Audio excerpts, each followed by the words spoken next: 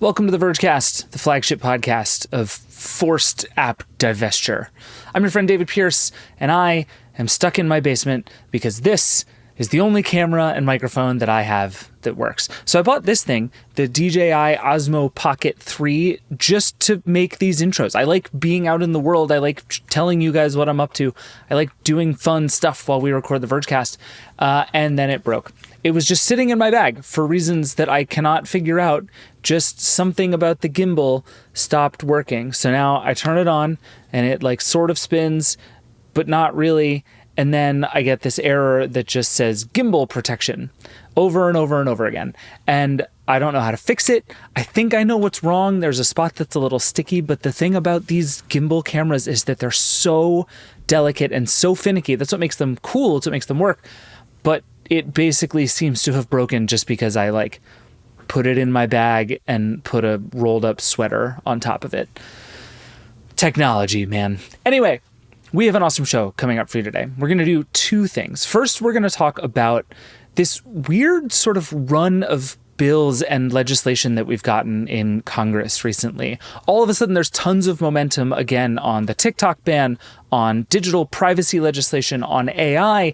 So we're going to try to figure out if any of this actually means anything and if any of this is ever actually likely to become law. Then we're going to play you a bit of a conversation I had at the Chicago Humanities Festival. I talked to two filmmakers who are also the co-founders of an AI startup, which I just think is a fascinating tension. What does it mean to be a creative person in this world we live in right now, while also trying to build AI tools that threaten to totally upend the way that we do all of this creative work? We had a really fun conversation. I wasn't planning on putting it on this show, but I really enjoyed it, and I think you might as well. All of that is coming up in just a second, but I just watched a YouTube video where basically the way to fix this gimbal is to shove a bunch of Post-it notes in here, and, you know, I'll try anything at this point. This is the Vergecast. See you in a sec. Welcome back. All right.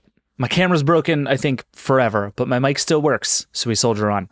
So we've learned over the last few years to be, let's say, skeptical anytime there's a new tech-related bill moving through Congress. We get all these hearings that turn out to be mostly just grandstanding and people trying to score points that they can post on TikTok. We get bills that don't make sense and go nowhere. We get bills that do make sense and go nowhere. And so it feels like by and large, we're left with decades old or even centuries old laws and precedents trying to govern the internet. It's not great. But recently, there's a sense of momentum in Congress that feels new. There's a new privacy bill that has some real steam. There's a new take on the TikTok ban that is moving really fast. And there's even some AI legislation that seems to have at least an outside shot of turning into something. But is any of this for real? And if so, what's different now? Why is this all kind of happening all at once? The Verge's Lauren Feiner has been covering all of these bills, and she is here to help us figure out what's next. Lauren Feiner, hello. Hi. How are you? Doing well. Just another chill week in Lauren's life. Everything. Just a normal weekend. I like this for you. Yeah, it's really rude of Congress to continue to do things on weekends. Seriously. This feels like they need to go hang out with other people for a couple of days and give you a break. Go socialize. Yeah. So we have a bunch of stuff to talk about, but I feel like the place we should start is probably TikTok, because TikTok is the thing happening right this minute. So where we left off, I would say on this show, is the bill sort of flew through the House subcommittee, flew through the House, hit the Senate, and kind of disappeared. There was a lot of momentum, and then all the momentum died, and this was a few weeks ago. We have had a re-momentuming. Tell me what's been going on. Catch me up. Yeah, basically, like you said, we had this huge moment in the House where they overwhelmingly passed this bill that could ban TikTok unless it is divested from its Chinese parent company ByteDance within 6 months. And then, next it's on the Senate to move. And, we got a lot of kind of non-committal responses from senators who were in key positions there. So it kind of looked like maybe this thing is just going to linger here until everyone kind of forgets about it and moves on. What was your read on that, by the way? Before we even get to that, I found myself wondering a bunch over the last couple of weeks why the Senate seemed content to just let it go. I mean, you have President Biden saying he would sign the law if it hit his desk. Tons of momentum in the House. This thing was going crazy.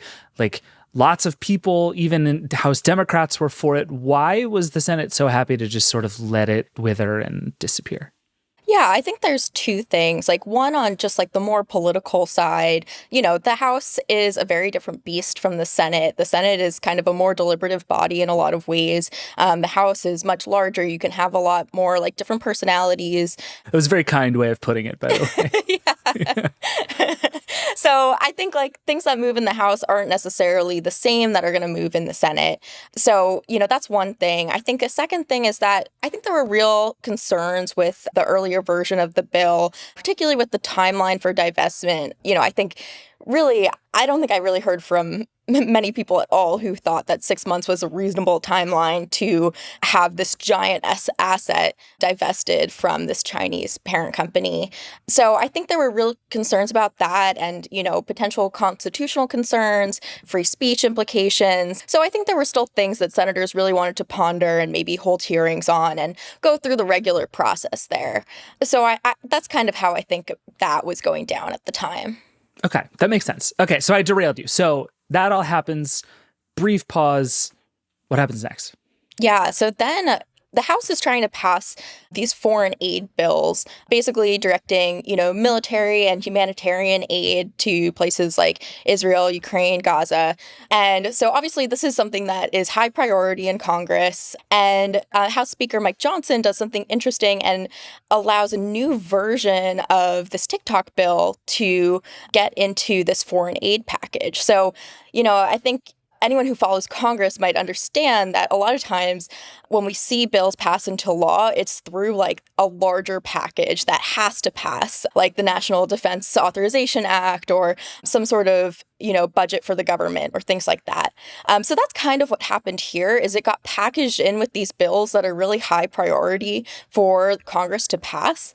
And not only did they kind of bundle this all together, they also changed the bill a little bit so that the timeline for divestment was extended to basically up to a year. So it's really extended to 9 months initially. And then if the president sees that there's progress on a deal, he has discretion to extend it essentially another 3 months.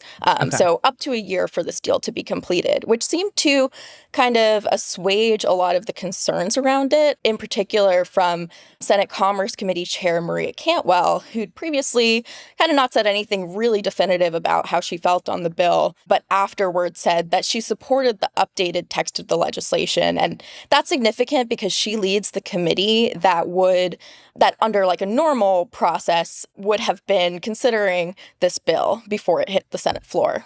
Got it. Okay. Talk me through the politics of the bundling of all of this a little bit, because like you said, this is the kind of thing that happens relatively frequently, that a bunch of bills that either have a little bit to do with each other or nothing to do with each other end up in kind of an all or nothing package. But what do you make of kind of the way this was packaged back together and the way it has sort of gone through this process again? Yeah. So I think, like I said, there's kind of these two ways that a bill can pass through Congress. One is that it's packaged together with these other bills that, Congress has to make a decision on one way or another. They can negotiate for certain bills to get out of that must-pass package, but, there's a lot more politics there. And, like, what are you really going to stake your ground on? And then the other way is to pass, like, standalone bills like we saw the first time with this TikTok bill. And, that requires a lot of kind of resources from Congress in terms of floor time. There's a lot of bills, a lot of legislative priorities that are out there. And so for House leadership to make the time for the TikTok bill as a standalone to get a vote was a big deal in the first place. That's one thing, by the way, that I think I have underrated in the past with a lot of this stuff is just the sheer logistics of passing a law like this is so much weirder and more complicated than it gets credit for. And like you say floor time and my brain just goes like, oh, right. There's only like so many hours in the day to stand there and talk about these things. And everybody, you have hundreds of people with wildly different priorities. So literally just to like go through the time of discussing this thing to get to a vote, you just can't do it with everything. Totally. I mean, think about like everything that's like most important to you politically and everything that's most important to like your parents politically and all these people around you. And like they could be, in theory, equally important, but how do you decide what gets the time to actually get a vote? So that's something that, Congress is always juggling. So I think that's definitely right. It's a big deal. So then packaging this with the other bills, when it's a standalone bill, then it's on the Senate to decide when and how to move. And, that's really up in the air. It's pretty easy to just like throw sand in the gears of Congress and just slow things down. But with this package, it kind of forces the Senate's hand in a certain way where it makes them have to figure out, like, are we going to say, like, this is the issue that makes us not vote for this foreign aid package that, a lot of senators really want? And, you have to think, like, this is a bill that passed overwhelmingly in the House. It's a pretty popular measure. So is that the thing that senators are going to kind of put their foot down on for why this, like, otherwise popular and wanted package is not going to pass? Right. Yeah, I was looking at it, and I think the bill, I wrote this down, passed 360 to 58 in the House, which for the House of Representatives in the country we live in right now is like pretty nuts to get that broad a vote for just about anything at this moment in time, right? Yeah, exactly. And, it was interesting, I think, during the debate around the bill, New York Democrat Gregory Meeks, who's the top Democrat on the House Foreign Affairs Committee, he was saying that he had opposed the earlier standalone TikTok bill. He said, quote, out of concern that it would be a broad authorization that could be misused far beyond what we in Washington are currently debating beyond just TikTok. But, he was supporting this package of legislation and said, quote, the bill took a step in the right direction with a more realistic time frame for a complex divestiture process. Let me say for the record that I believe this bill is about one company, that additional authorities provided to the executive branch are to be interpreted narrowly. So, he's saying, look, I didn't really support this the first time around, but, given that it's part of this larger package, I think it's a better bill than it was before. And if we interpret it narrowly, like, I'm fine with it. I feel like there are two ways to read that. And I'm curious which you read it as, if either one, or if there's something I'm missing. One is basically like the Senate saying, oh God, we've lost. Like, we're sort of forced to do this now. This foreign aid bill is important. We are going to have to vote on this, and letting this foreign aid bill die at the hands of a TikTok ban is just not worth the fallout. Which, if that is the case, fairly brilliant political machinations by Mike Johnson and the House. Like, kudos to them for pulling off what seems like it might actually work. The other read is that we have now debated this out long enough, and we kind of know where it's going. And it seems increasingly clear that the end point is not a ban, it is a sale, which makes it specific, right? That becomes a very unique thing because there just isn't anything else like that out there right now. So everybody is able to just say, you know what? Whatever the law actually says, it is basically only going to apply to TikTok. Let's just pass the thing and move on with our lives. Do you have a sense of which, like, did the Senate get sort of, outmaneuvered, or is there a sense that, like, we really can solve this problem the way that we want to now? I would tend to think it's more that, we really can solve this problem the way that we want to. Because I still go back to the initial vote on this bill in the House was so overwhelmingly in favor of this legislation, even with the 6-month timeline. To have that kind of broad support for something like this really tells me that, this is a popular measure. And, the people who are leading this legislation are saying, this is not a ban. We want divestment. That's our goal. So I think that this is something that a lot of lawmakers are really interested in. And, we've seen support for this sort of thing from the Senate Intel Committee leaders. Now you have the Senate Commerce Committee leader on board. There's a lot of support for doing something on TikTok in general. And, it seems like this is a way to do it that more lawmakers are somewhat comfortable with. Okay. I would just point out again that still, it's been all this time, and we have yet to hear this unbelievably compelling evidence that supposedly exists for why we have to ban TikTok. But we will leave that aside. I think that there really is the question of, like, should we ban TikTok, and is it going to happen? And I think I assumed those two things were sort of going to run together, but it really seems like at this point, it might happen. It feels like the odds of this bill becoming law are pretty high at this point. Like, this thing is moving fast, and it seems like the momentum is going to be pretty hard to slow down, right? I would agree with that. Yeah, I mean, I would go back to, like, look at what this bill is situated within. It's this package for foreign aid that's very popular. Is TikTok going to be the thing that senators say, we're going to, like, put our foot down about getting this out of here? Right. Yeah, we don't want to help Ukraine because we don't want to ban TikTok. It's a strange political maneuver for anyone to pull at this moment in time. So what's next in this one? I think last time all this happened, tons of momentum, and then it died in the Senate. We are now kind of back at that same spot again. Is it possible it's going to die in the Senate again? I think this one's really different because, foreign aid is something that has some time urgency behind it. Yeah. And the Senate was supposed to be off this week, but they're actually going to, come in on their vacation. Aww. And they're going to start doing some, like, process votes tomorrow. So from what I've read, it seems like they could vote as soon as tomorrow and as late as Wednesday on this measure. Fair enough. Yeah, I should say we're talking on Monday morning, and it's like we have like a little less than 24 hours before this publishes, and Lord knows everything could change between now and then.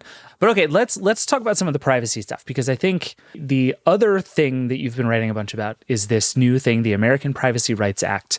I went into the first story that you wrote about this, in which you were like, there's lots of momentum, people are excited, this might actually happen, being like, oh, Lauren, you've been scammed again into believing that the American government is going to pass privacy legislation. But it seems like there is a sense that we're going to actually maybe get a real privacy law here at some point in the near future. What is going on with this bill? Why is this the one so far?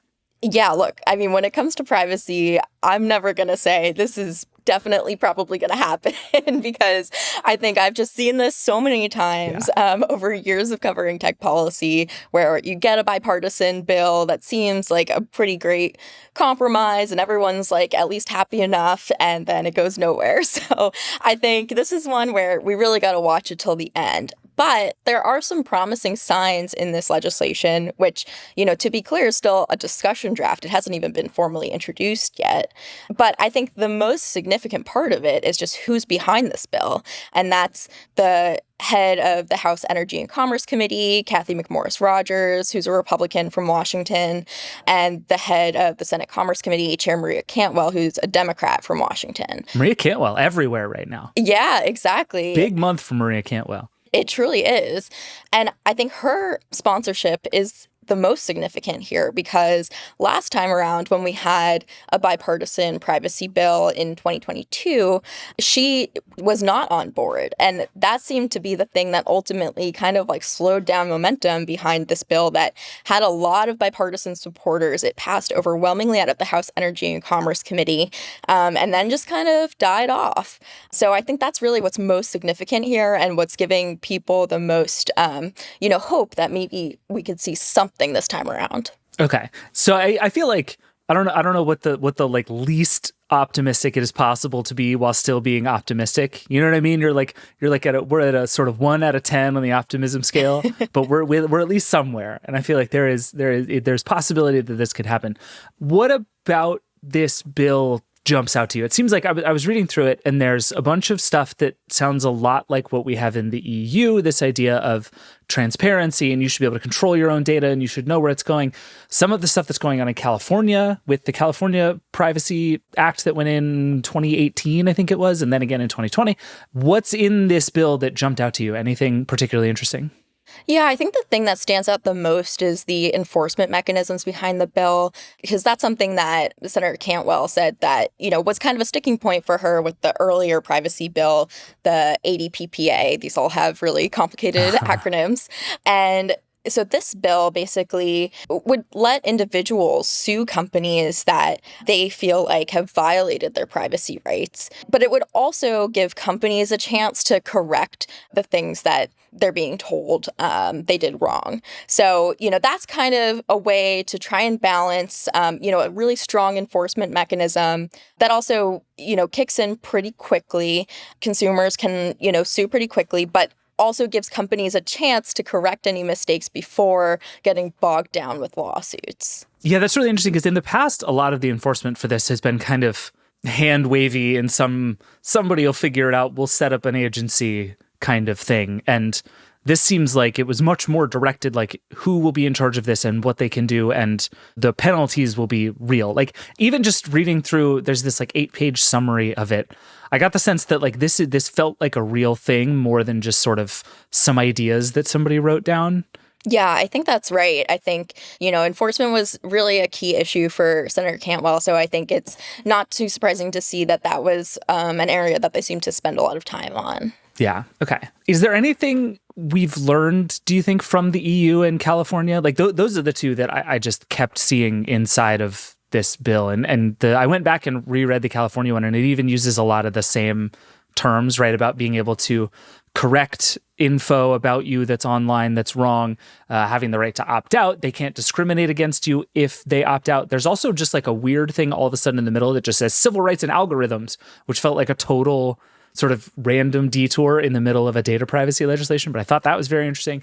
I don't know, does it feel like the Congress is sort of learning from what has worked and passed elsewhere? I mean, I use worked in a very kind of loose way because none of it seems to really be working, but at least what has actually been passed into law elsewhere. Yeah, I think like at a high level, there's been a shift from this like notice and consent framework that's basically like, we're going to tell consumers, what sort of information we're collecting, and then you click yes, and then we collect it.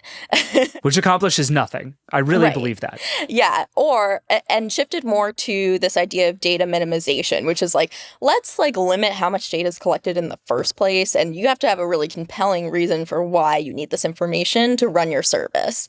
And so I think that's something that's reflected in this bill. Yeah, that's really interesting. Who are they going after with this bill? Have we gotten a sense yet? I mean, they have some basic outlines here. I think it's like if you have more than 5 million users in the US or over $250 million in revenue, it's clearly this is pushed at big companies especially, right? It talks a lot about data brokers, but it seems like the companies most affected by this are going to be like the handful of big tech platforms. Like, who do you think this is really aimed at? I think that's right. I think, there is concern in Congress about, overly burdening small companies and startups. And that kind of feeds into these other questions about competition and, concerns there. So I think there is an awareness that Congress doesn't want to overburden small businesses. So I think large companies are really ones that will be targeted here. And data brokers, it seems like there's, this growing awareness in Congress about how data brokers can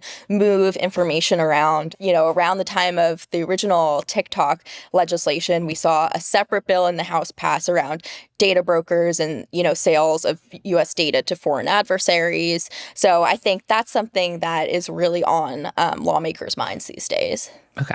So like you mentioned, we've seen this a few times. Bills come out that there is some enthusiasm about what normally happens. Like, where in the process does a privacy bill usually die?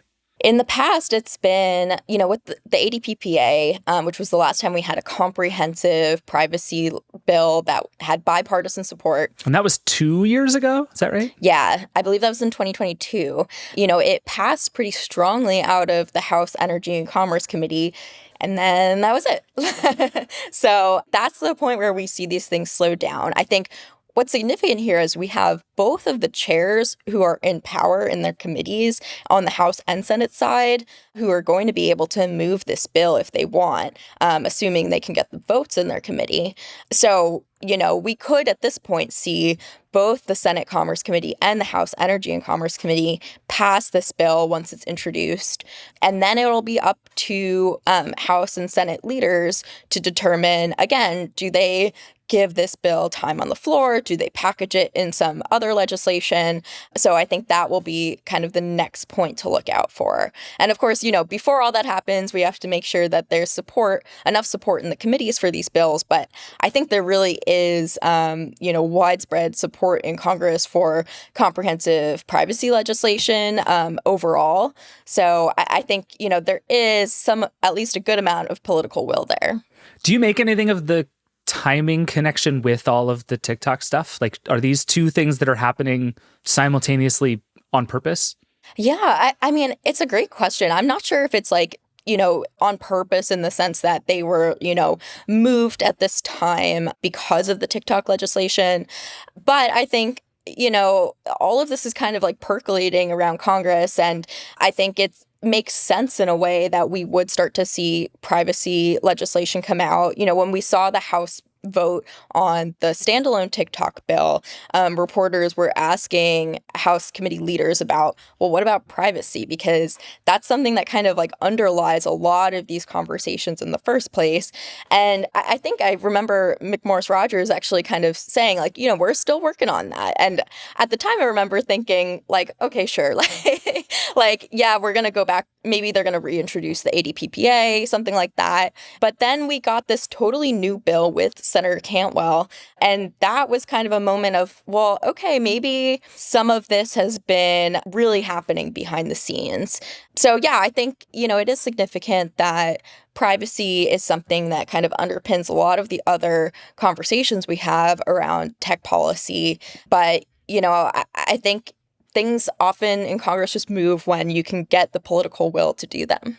Well, and that's, I think, kind of the big open question still to me is this moment different in that respect than we've had before, right? I think the privacy thing in general is so tricky because there is this sort of intellectual understanding that I think most people have come to where we all kind of know there's too much information about us out there. And it's bad that there is too much access to it and we kind of have no control over it. And it sort of feels intellectually weird. But knowing what that is and what to do about it and what the sort of downstream ramifications are is just complicated enough that it has never really felt like anyone's first priority. It's just kind of a thing that lingers at the back of everybody's mind. But then part of me wonders, with TikTok becoming this very visceral outpouring of what it looks like when a platform knows you very well, that is one thing that I think has like maybe made it more present to people what's really going on here. But then I also just wonder if this is yet another kind of lark from people who there's just a kind of chorus of folks in Congress who are like, we need privacy legislation. And everybody goes, I agree. And then just kind of goes off to other priorities.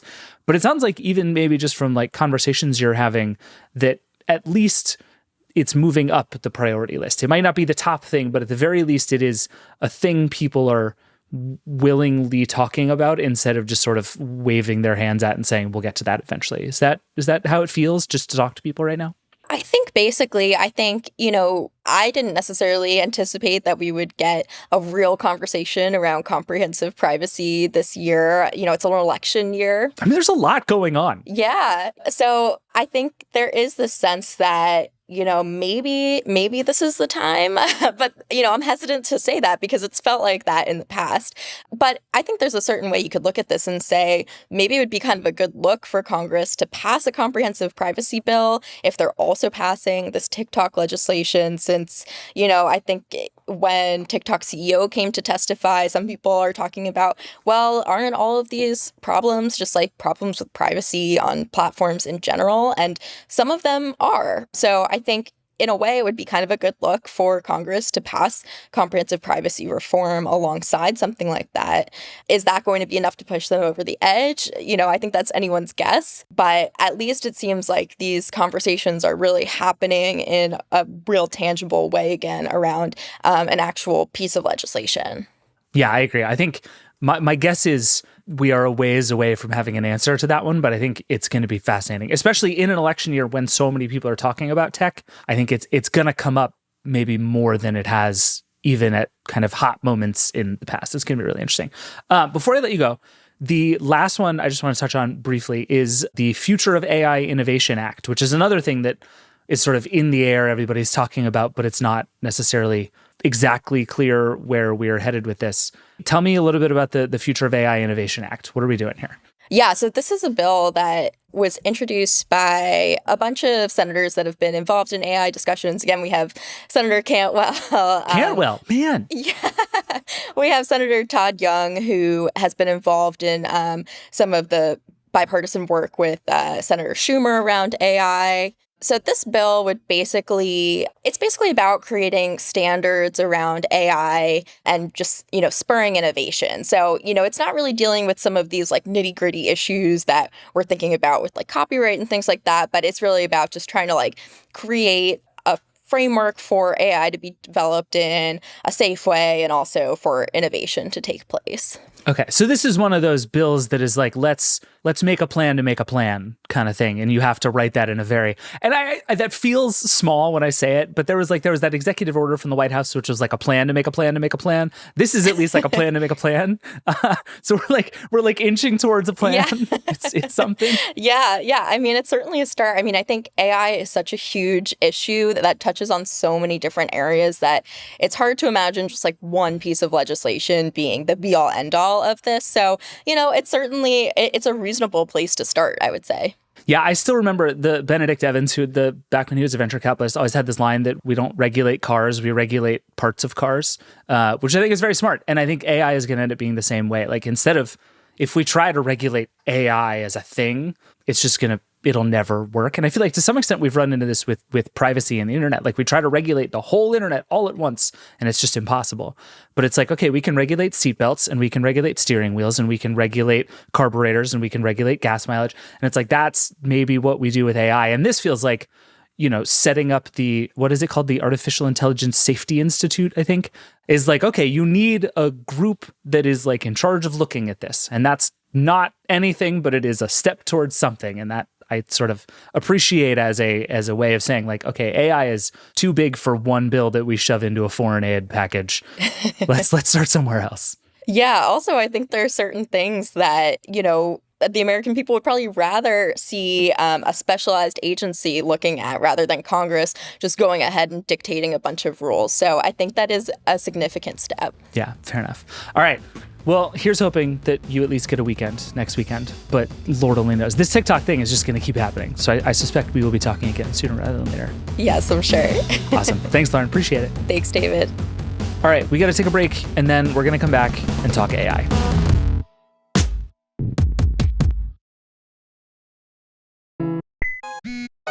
All right, we're back. A couple of weeks ago, The Verge did a series of panels at the Chicago Humanities Festival all about AI and creativity. Our big question basically was, what does it mean to be a creative person in a world filled with AI?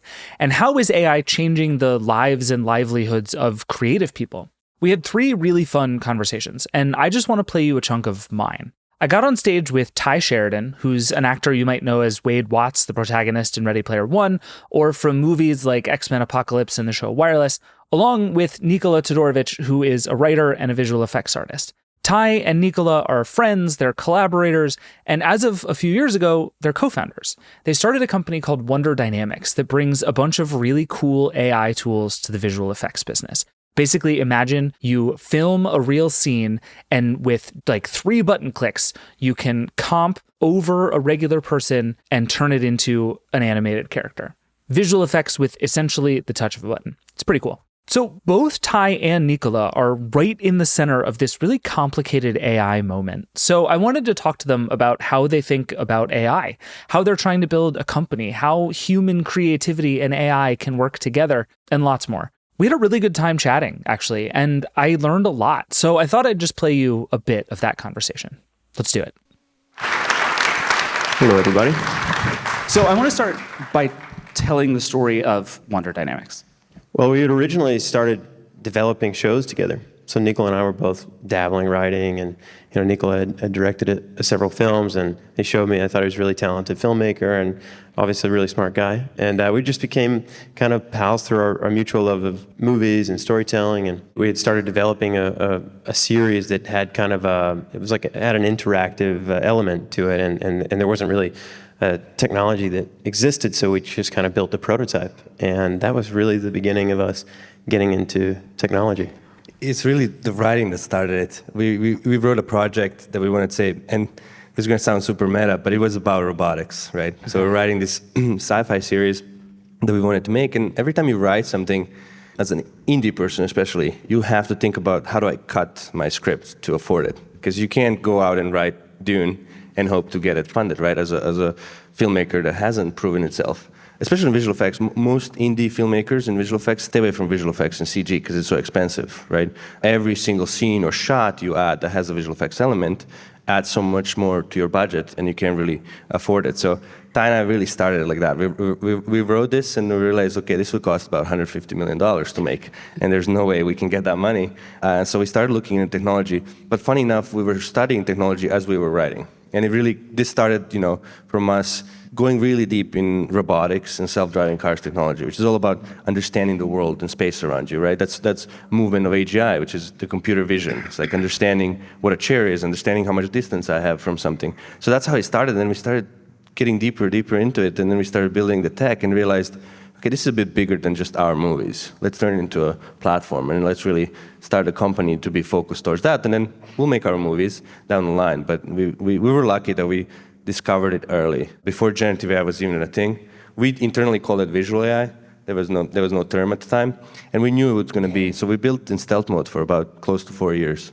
Just real quick, give me the 15-second explanation of what Wonder Studio does right now, just for folks who haven't seen it before. Yeah, so essentially, if you have seen movies like Avatar, you always have these motion capture suits that people perform in, and then you have a lot of equipment you need to do on set to pick up that data, performance data, etc. So we essentially sped up that process and let you extract your scene in a 3D space, so you can get your performance capture, your camera move capture, your lighting capture, and get to your final VFX shot much, much quicker than traditional.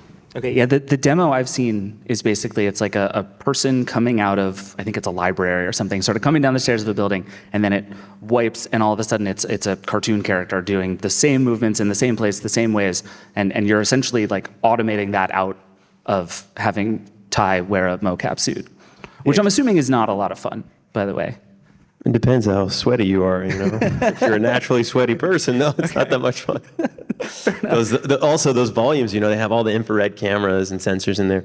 They're very warm. So, yeah. And extremely expensive as very well. expensive. That's why you have a lot of, 99% of filmmakers cannot afford production side of things, but post-production is really where it gets extremely, extremely expensive, right? So that was our mission, is how do we get indie filmmakers to have access to this, which traditionally has always been reserved to high budgets and big studios. Yeah, and I think the timing that you guys were dealing with is really interesting, because on the one hand, you got this massive technical development, right? The state of the art in everything you're talking about has gone up exponentially over the last few years. On the other hand, we're now talking about this stuff in a cultural way, like we've been doing all day, in a very different way than we were before. You have access to, mountains of data that comes from, in some cases, artists who would prefer that their data not be there. And so I'm really curious, as you guys were thinking about product building, especially coming from this sort of creative background, what should we build? What can we build? Where does the right answer for something like this begin and end? Are those conversations you're having? Yeah, a lot. And especially from beginning. I think we're in a different situation because, obviously we've been super fortunate to have some leaders in the space like Joe Russo, Steven Spielberg, and others who've been on our board. Obviously Ty is an actor, so we spent a lot of time, and I was a visual effects artist and a supervisor. So we purposely from day one build it with, we're not going to be generating art, we're just going to extract information. We call it observing nature. So we're observing how the actor is moving and performing. It's still driven by a shot from a cinematographer. The character is still built by an artist. So we're very different than a lot of Gen AI companies that you see, which are generating pixels by other art. For us, you mostly get information in that 3D space. So we're not really producing art. We're speeding you up and giving you that scene in 3D space so you can manipulate it. And also, you'll never see us replace the actor with another human. We only are driving characters that don't exist in the real world. So that's a little bit of a thing we had to stop ourselves a lot of time, because you get very driven with this innovation, and you can go that route and say, I'm just going to build whatever I want, right? Because I can with this technology. But I think for us it was really important to be ethical in that. It's one of those things in a tech company. We call ourselves a story company first, because this is a technology to help storytellers, right? A story will always come first for us. So, it is a tough one. It's one of those things that we have a lot of our users that say, you're one of the, rare ethically built company around this. But it's tough because you do have to pull back for innovation. There's a lot of stuff we've done research internally, right, that we had to pull back a little bit. We've been having this conversation for a long time. We've been telling people 3 years ago, AI and visual effects is coming. educate yourself. This change is going to seem extremely drastic overnight, but it's not overnight. This research has been going on in academia, at Ivy League schools for decades now, right? It's just that we are now seeing it extremely accelerated. And a lot of innovation you see that comes out, gets viral, it's not from yesterday. It's been built on top, right? On that side. So, I think the conversation is getting more serious now about, these moral issues. For us, I don't think we should see the future where we don't have people on set, we don't have artists working on it, but just someone kind of typing away. I do think it will happen. We want to be a part of the good side of that story, which is you're always going to have performance art. I think a lot of people underestimate how hard this thing is. Not AI, I'm talking generally filmmaking. It's extremely hard.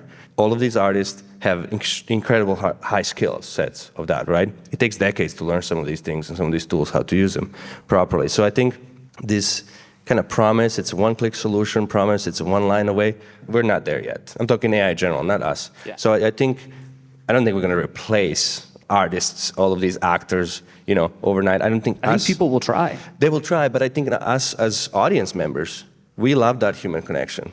I don't think all of a sudden everybody's going to be, I don't have a favorite actor anymore because all the actors I watch are AI, right? I don't think that's going to happen, right? So I think that human connection is really important. Sometimes we like art we watch because of the meaning put by a person behind it, not generate something. So I think if you ask me where the future is going to go, I think it's going to be a combination. There's going to be some prompting that's going to be a part of it.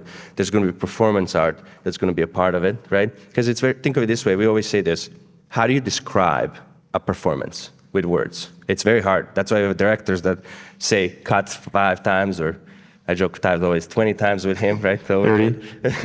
But some things we cannot even body movement, we don't have English word for some body movements, right? So I think the performance art will always be there, especially in these kind of cases. So, but let's see where it goes. I always say it's important that these tools are also built with people in the industry, because if we just let it go on a tech side, it's a very different goal. It's a goal of, let me build a tool that's used by TikTokers in billions in numbers so I can get higher value for my company, right?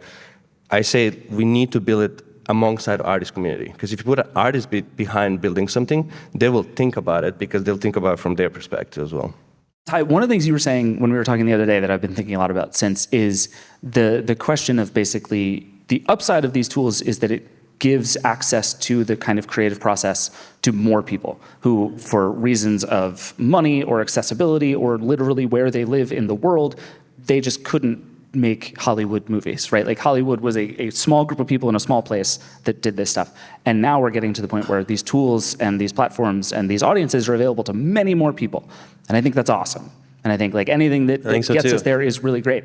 Is there a flip side to that? Like is if we democratize all of this stuff and make it all so automated that anybody can use it, I think that's very cool. And also just, it feels like it changes what that stuff is in a way that I haven't quite sorted out.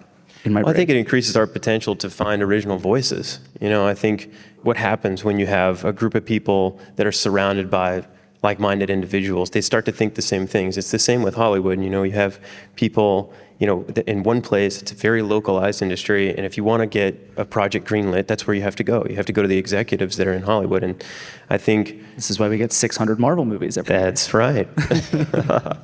Yeah, so I think for us, that was the real exciting mission with our company, and the exciting potential is that, hey, a group of kids growing up in the middle of some small town in Norway or Kenya can go out and make a science fiction film that today could only be made in Hollywood, and do it on a budget. And that's super exciting for us because we don't know where the next James Cameron or Steven Spielberg is going to come from, and I think thinking even about us, not having a lot of tools growing up, we would die to have stuff like the tools like this. And I'm not even just saying what we're building, but I think the tools that are coming, this next generation of filmmakers, I think the biggest potential there is really to discover original voices and to kind of pave a new path for storytelling. And I think Hollywood traditionally prides itself on stories of inclusivity and trying to recognize certain cultures or people that are maybe misunderstood or underrepresented. And I think the way to truly do that in the best and most authentic way is to really democratize the tools and allow people from all walks of life to go and make these films, regardless of their socioeconomical status. Yeah. It also makes me think that maybe rather than like, your close personal friend Steven Spielberg making tons of movies with all of these new tools very soon, what actually might happen is that like YouTubers and TikTokers and the people who are making this stuff who have never had access to these kinds of tools at any cost might be able to do this kind of stuff. Like one thing I've been thinking a lot about is dubbing, which is a thing that is AI is all over. Like text to speech is starting to get really good, speech to text is starting to get really good, and the idea that you could have something that you make that is actually localized successfully in 2 languages all over the world, I think is very cool and super exciting. And we're a long way from the tech of that being sort of perfect, but it's already like the stuff that Squid Game was a couple of years ago, where you see their mouth moving and you hear the words and they're obviously different. Those 2 things are coming closer together, and I think that's very cool. It's also from an actor's perspective. Wait, you just revealed you watched the US version on Netflix, so the Squid Games, come on, you have to watch I did. the I'm not original proud with of that. subtitles. Listen, you gotta watch the original with the subtitles. Yeah, I mean, from an actor's perspective, do you really want someone else in some other country dubbing your voice in a foreign language? I mean, I would rather. This is a whole different panel now. We're getting in a whole different panel now. I think it's a good example. I mean, I think we can recognize where AI is starting to be used in some ways to stay true to the performance of the artist, the original artist, and I think that's awesome. I mean, obviously, I have a biased perspective, probably being an actor, but and again, this is like I've realized a lot of what I'm going to do here is just like throw weird tensions at you and make you sort them out in front of me. But the thing that I struggle with on that one is like they're doing this a lot with podcasts too, right? And I host a podcast, and we get a lot of people who are like, I don't speak English. I would like to listen to your stupid podcast. Can I do that? And there are companies out there that are like, we will automatically dub you into 60 languages. And on the one hand, super cool. On the other hand, I don't know if they're good or I'm gonna say what is right. Like, so it sort of crosses this invisible line where I go from like, oh, access is awesome, to like, this feels weird because you're now no longer getting the thing that I did. And that somewhere in there, it starts to feel odd. There's definitely those lines, but I think what you were saying earlier is what I think is going to happen, right? I don't think studios are going to have issues. I think what the people don't realize, there's so much sacrifice on every project we see. Turning things from page to screen is really, really hard. There's always a lot of sacrifice that comes from it. So I think studios are just going to keep pushing things higher. But I think indie filmmakers, as you mentioned, like, YouTubers, if you remember the days when, DSLRs came out, right? And you have people who are saying, oh my God, everybody's going to be able to make a movie now, right? With it. But that doesn't mean those movies were necessarily great, because storytelling is still hard. Coming up with a good story is still extremely hard, right? So we're going to open access with these innovations in AI, right, across the board, which is really exciting. I think what YouTube did, and I always say this, YouTube is a good example of distribution changing, right? So we had open distribution. I think what's happening now with generative AI is that we're changing production. So open production, right? So meaning these kids could come up and express themselves and put it on YouTube, and if they're good, people will like them, they will find them, right? There's billions of people watching it. I think now with production, we're gonna have these tools where it was gonna be easier, direct line for them to express themselves.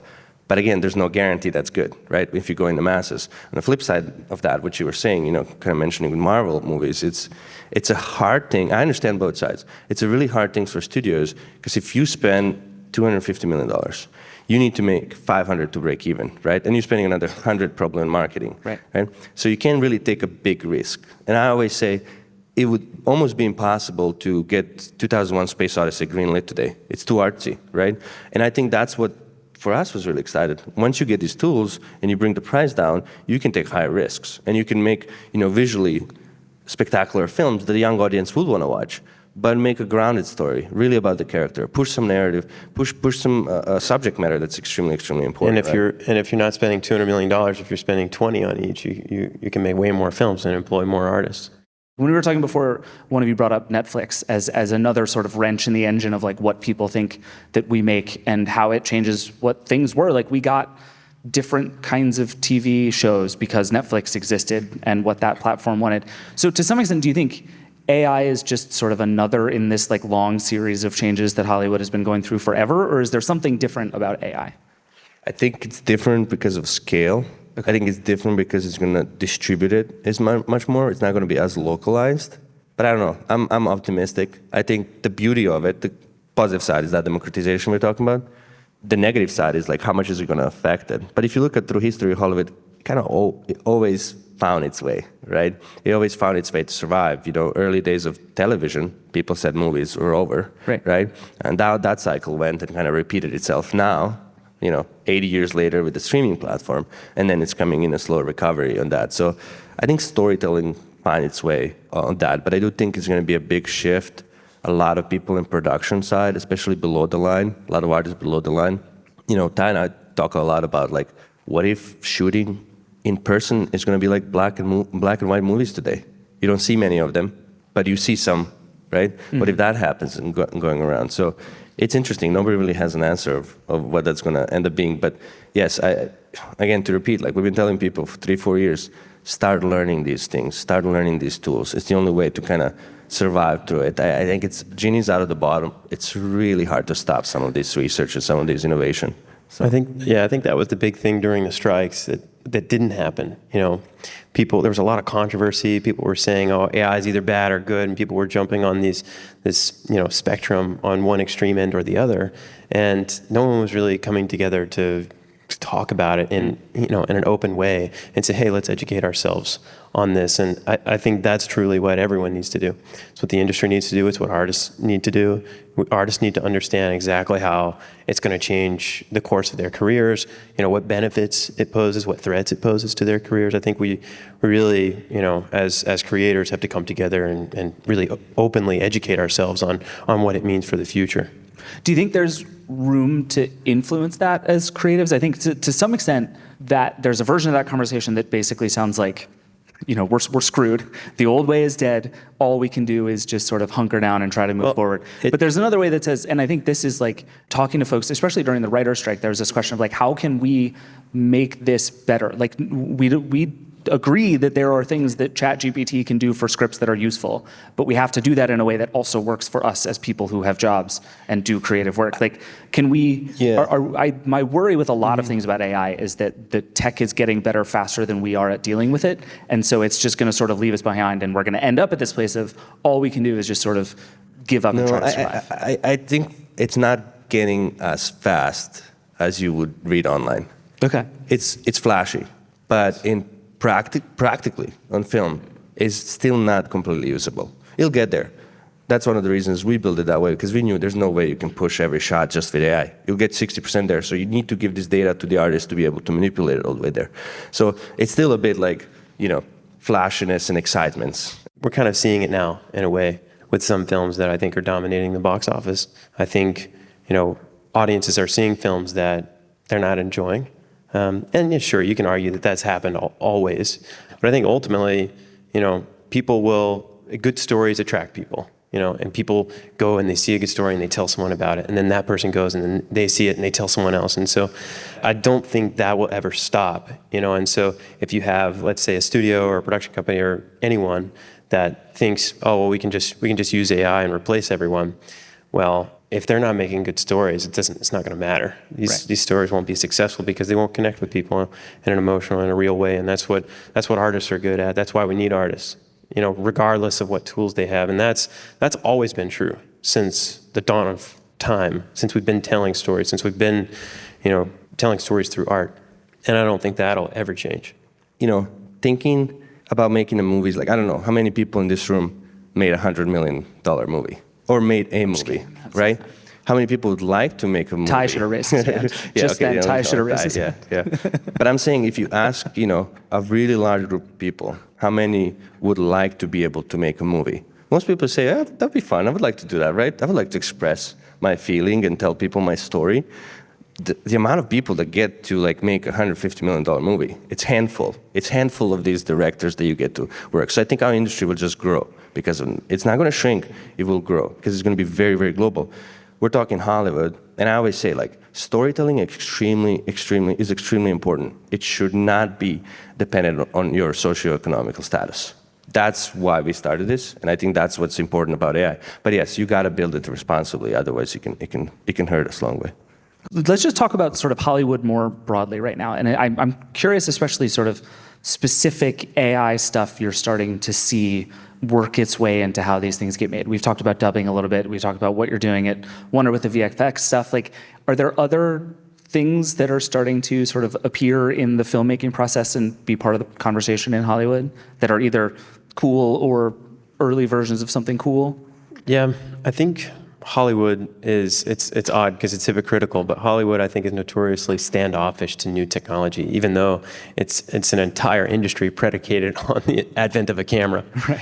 And then thereafter, new stories and the best movies were making technological advancements, and they wouldn't be possible without those technological advancements. But I think now, there are certain decision makers in Hollywood, and I'm not saying it's everyone, but there are a lot of decision makers in Hollywood who know nothing about technology. They know nothing about how visual effects work, really, at a very high level maybe, but there are people who make a lot of decisions, and I think they don't understand technology at a certain depth. So I think sometimes it's also kind of a risk management business too. You have thousands of artists working in certain pipelines. You can't just decide to use some AI tool and change that entire pipeline overnight. No one's ever going to go for that, and that's one reason why we built Wonder Studio the way we did, so that it plugged in directly to the pipeline that artists were used to, that productions were using. It could actually utilize this tool. It's not a black box, right?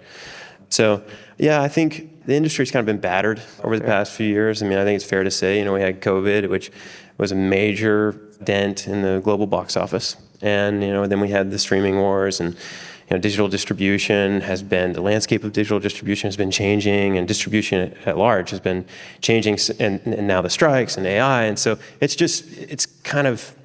been a rumble tumble past few years. Yeah. I think people are really trying to understand, how can we come out of this, and are we actually on stable ground now, and can we go and greenlight films, and if so, how much risk can we take, what tools can we utilize? So I think it's really like we're in a discovery phase right now, and I think people are trying new things. I think people are really starting to test a lot of things behind closed doors.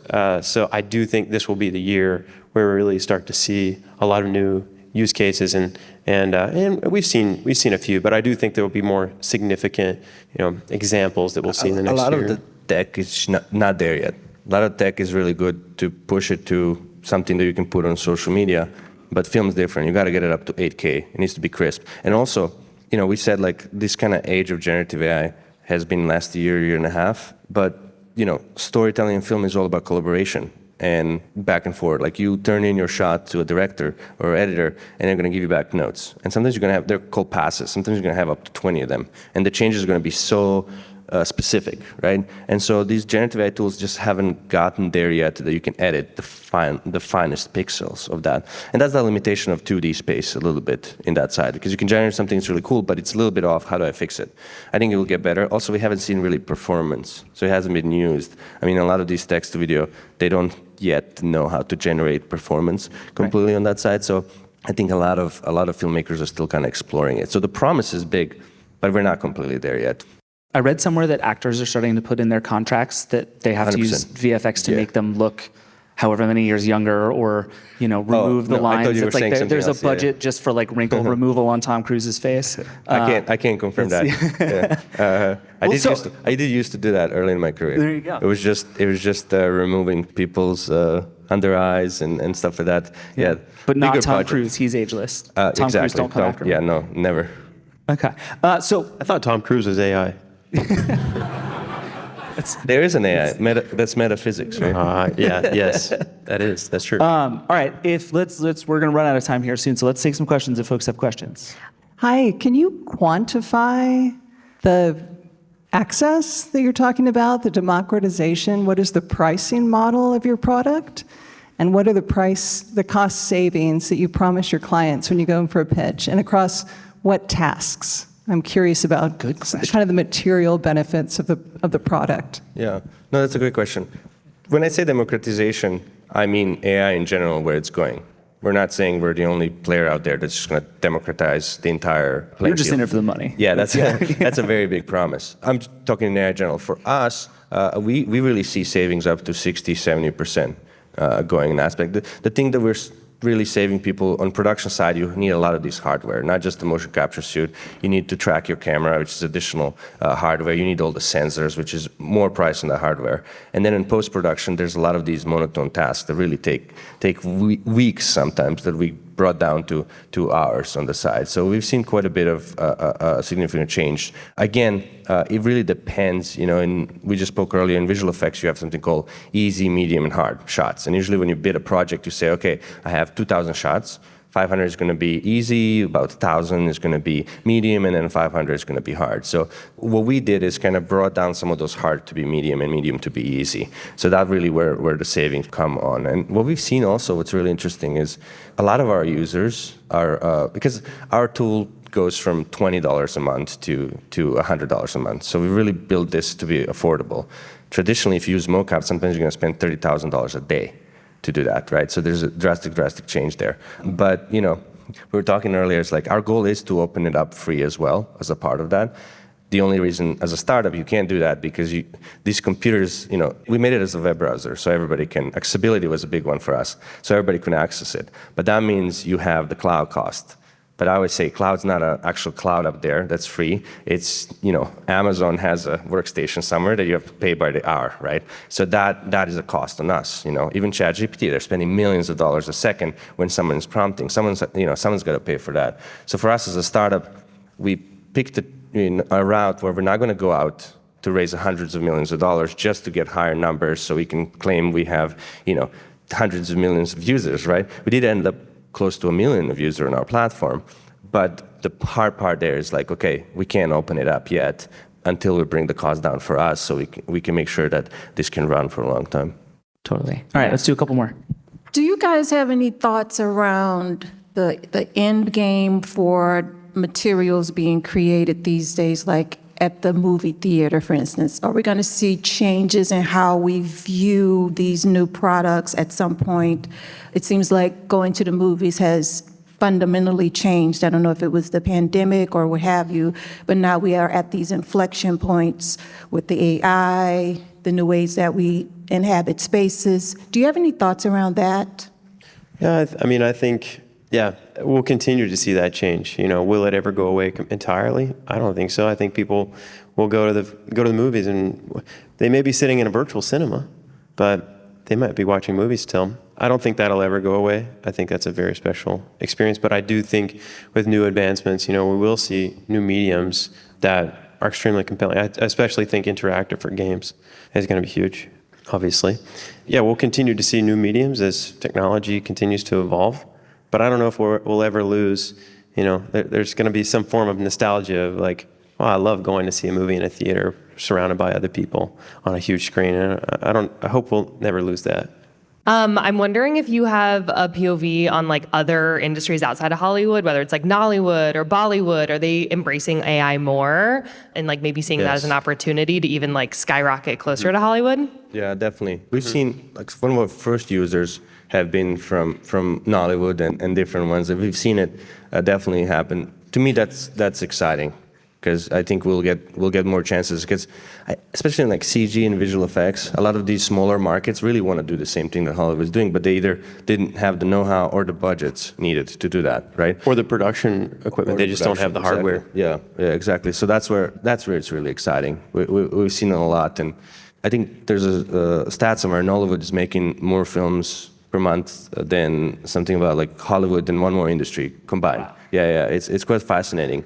And if you start looking into it, it's crazy quantity of it. But again, as you mentioned earlier, like if we have good dubbing and stuff that comes out, we might probably see more of those films, right? Because I always joke, my girlfriend doesn't like to watch films with subtitles, which is, again, terrible for me, right? Because I love to watch foreign films. I can't look at my phone and read subtitles at the same time. Yeah, I know. She says she doesn't like to read movies, and I can't hear her say that every time. But I do think like a lot of audience actually doesn't like to read subtitles. So if we figure out a way, how do we bring these foreign films more and make people comfortable to watch it? It will help on that side. Yeah, but we have users all over the world, from Japan to China, England, Norway, US, Mexico, South America. Yeah, we have users kind of globally.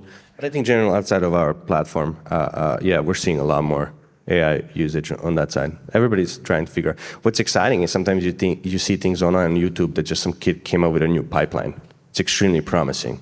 And I was like, wow, that's very interesting. This is, if this kid goes out, you could raise $10 million on idea on a startup because this is a really good pipeline. But it's one kid sitting at the computer and researching things. I think that's the exciting part. And we said it's kind of like equal starting point for everyone. That's the fear of it.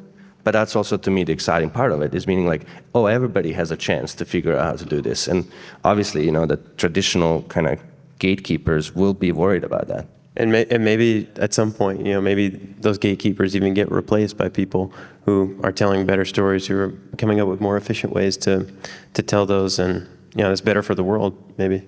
Here's hoping. All right, I could talk to you guys about this for hours, and I also didn't ask you a single question about Ready Player One, so you should be grateful. All right, Nikola, this one's for you. We gotta go. Ty, Nikola, thank you so much for doing this with me. This is really fun. Thank you. Of course, thanks for having us. Thanks, everyone. All right, we got to take one more break, and then we'll be back to do a question from the Vergecast Hotline. We'll be right back.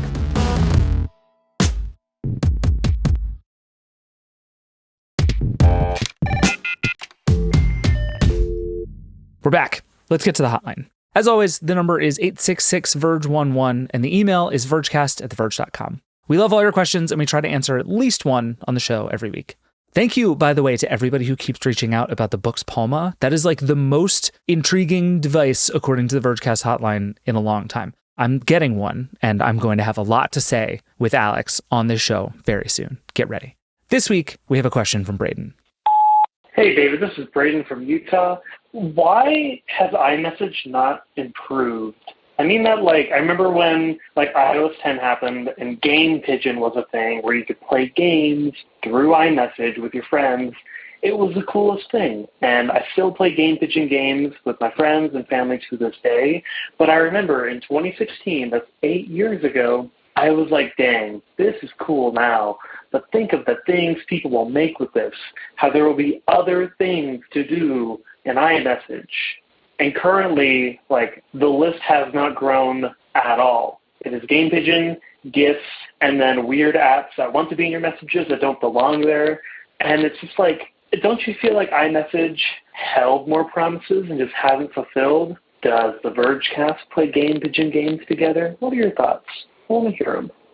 This is actually something I've done a lot of reporting about over the last couple of years, not necessarily with iMessage specifically, but with messaging apps in general. And I think you can look at the whole world of messaging apps to kind of answer the question. So the thing that turns out to be true about messaging apps is that A, you can't really build a business on a messaging app. There's just no real evidence that lots of people will pay you lots of money for a way to talk to their friends, right? The idea of a texting app is so commoditized at this point that there's really no business to be had there. So if you're a messaging company, let's say Snapchat or WhatsApp or Telegram or iMessage in this case, you have to figure out a way to be successful that isn't just messaging, right? If you and I messaging each other is never going to be a business, and I believe that it's not, you have to figure out something else to do.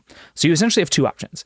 You can either try to build stuff around messaging, which is like what Snapchat does with things like Snapchat Originals and Spotlight and all the creator stuff that they've been doing. And Stories, frankly, is a way around messaging stuff so that you come to the app to do messaging and you stay to do everything else. And that's where all the money is, right? That's essentially what WeChat is. WeChat's whole idea was to build an entire universe around the place that people go to communicate with their friends. That's a real business. You can do it. It's a tricky thing to get right from a UI perspective. I think Snap has been through this in a bunch of complicated ways, trying to say, okay, you came here for a messaging app. How do we get you into all of the things that we can do to make money? But that is one way to do it. That's also, I would say, what WhatsApp is doing with things like business messaging. WhatsApp is really interested in getting you to get menus or business hours or things like that through WhatsApp. That's a thing people are doing kind of informally anyway. And they would really, really, really like to bring that into the WhatsApp ecosystem. That's also a way they can make money. They can charge businesses for those services. They can take a portion of money that gets moved around inside of these things. But again, all of this is kind of ancillary to this is where you message your friends. The other way to do it is to try to figure out a way to insert experiences into the place where you message with your friends. And this is where it gets really messy. I think about like Google Allo is probably the best example of this, if you remember that. This messaging app Google made from years ago. And its big idea was that you could bring an AI system, at that time, Google Assistant, into your chat with your friends. So you could say, we're planning to go to dinner or we're planning to go to the movies. Let's buy movie tickets. And you could actually buy movie tickets inside of your chat with your friends. Cool idea in theory. I think this is also where things like games, like Braden was talking about, or this idea that we can have experiences together inside of our chat window seems cool. Emphasis on seems. In reality, this ends up being a pain. It's very hard for these apps to find a way to sort of insert themselves or add these services or even make you aware of these services without getting in the way of just you talking to your friends. And if you think about it, the idea of screwing up your chat interface with your friends is like totally untenable. People just won't do it, right? You get to the point where I want to have messages back and forth with my friends. And if you change that or screw it up, disaster. And I think in a funny way, Apple has been trying to almost do it without fully doing it for a really long time. There was the iMessage App Store where you could send stuff, but that had an incredible discovery problem. Like most people, I don't think knew the iMessage App Store existed. It was buried in a menu in the iOS keyboard when you were in iMessage. That didn't really work. Now there's this new menu where you can send stuff that works a little bit better, but that menu is really slow and kind of awkward. But I think what Apple would really like to do is make messages a full-on internet platform in a very real way. You should be able to send somebody a link to tic-tac-toe and it just expands and you can play tic-tac-toe inside of the iMessage window right there without ever leaving the app. If you think about it right now, a lot of this stuff is just links, right? Like if I want to play a game with you, I send you a link, you tap on the link and we go play the game. That's actually a pretty good user experience. So to bring that into the messaging system is a pretty tall order, and to do it in a way that doesn't disrupt anything else or threaten to take your data or break encryption in these encrypted messaging apps, it's just hard. People want private messaging, they want simple messaging, and they want to be able to talk to their friends. And to add things to that is borderline impossible. That said, they're going to keep trying. They are just going to keep trying. There are too many people spending too much time in messaging apps for these companies to not try and find ways to insert themselves. And so you'll see more stuff like this, that inside of things like Slack and Discord, you're already starting to see these fuller web-like experiences you can have just inside of a chat window. I think that's where we're headed in certain ways, but I also think that's going to make basic messaging apps like Signal and WhatsApp and frankly iMessage all the more valuable to people, because that's where you go to just talk. And that is like the main thing we want to do on the internet. Think about how annoying Gmail ads are. You're like, I just want to look at my emails and you're showing me a bunch of ads at the top of my inbox for some reason. Add that to your text messages with friends and family, which are even more intimate and even more important. And that just sucks. People will run away from that.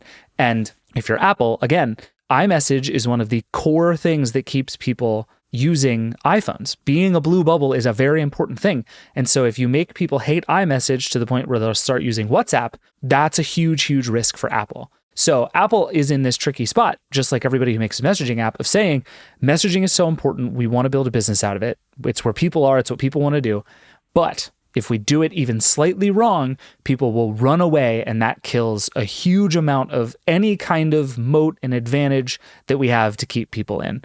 That tension mostly means we get to keep our simple, good messaging apps, but that tension may not last forever, and I think it's going to be really interesting because it is abundantly clear to everyone who makes an app that if you can get people to message inside of it, they will live inside of your app, and that becomes very powerful.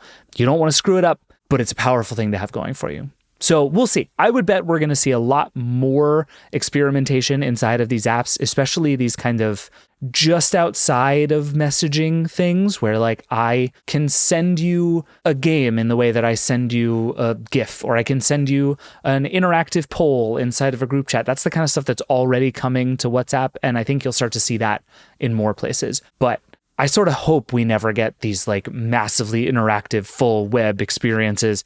I do not need a chatbot in my messaging system. I just don't.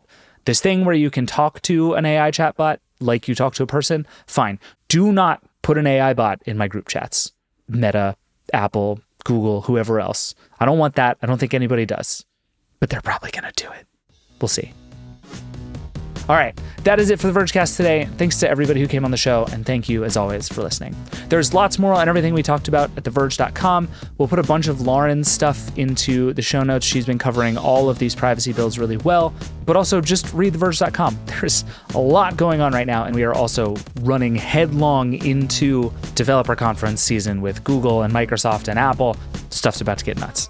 As always, if you have thoughts, questions, feelings, or want to ban TikTok, you can always email us at vergecast@theverge.com or call the hotline, 866-VERGE11. We truly love hearing from you.